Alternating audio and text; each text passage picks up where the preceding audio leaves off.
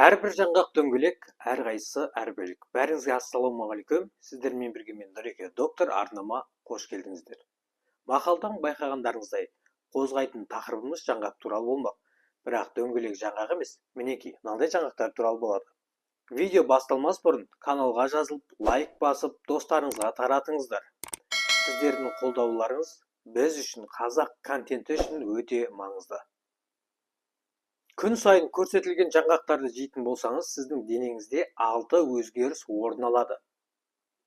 Біріншісі, жаңғақ сізге антиоксиданттық күш береді. Антиоксидант дегеніміз ол сіздің иммундық жүйеңізді күшейтетін витаминдер.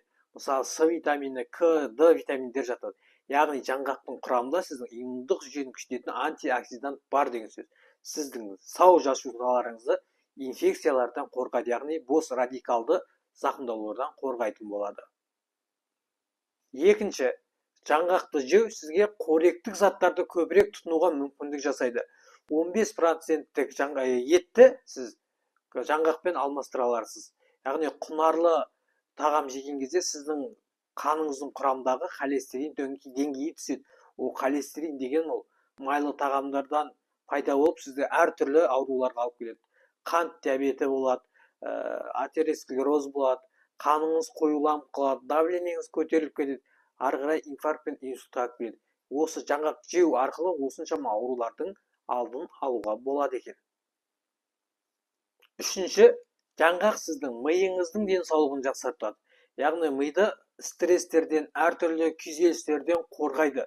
Оның құрамында омега 3, Е дәрумені сияқты қоректік элементке бай. Төртінші, жаңғақ қабынудан қорғайды. Жаңа айтып өткенімдей, антиоксидант бар, Е дәрумені бар, омега 3 бар, Е витамині бар. Бұлардың бәрі сіздің негіздегі қабынуды кетіреді. Қабыну процесі дегеніміз ол пневмония, бронхит, әртүрлі жасушалардың бүтіндігі бұзылады. Осының тез жазылуына әсер етеді. Кез келген ауру кезінде жаңғақ жейтін болсаңыз, сіздің жазылу процесіңіз тез болады деген сөз. Бесінші, жаңғақ сіздің жүрегіңізге пайдалы. Жүректің диетасын қарайтын болсаңыздар, полиқанықпаған, моноқанықпаған майларды көбірек қосу ұсынылады. Именно осы жаңғақтың құрамында осы екеуі де бар болып табылады. Сондықтан ол сіздің жүрегіңізге өте пайдалы. Алтыншы, ең маңыздысы, қанның құрамындағы глюкоза деңгейін төмен түсіреді. Жаңа айтып өткендей, холестеринді қалай түсірсе, сонымен бірге қантты да түсіретін сондай қасиеті бар. Сондықтан осы жаңғақтарды күнделікті тұтынып отыруға тырысыңыз. Соңына дейін тамашалағандарыңызға рахмет.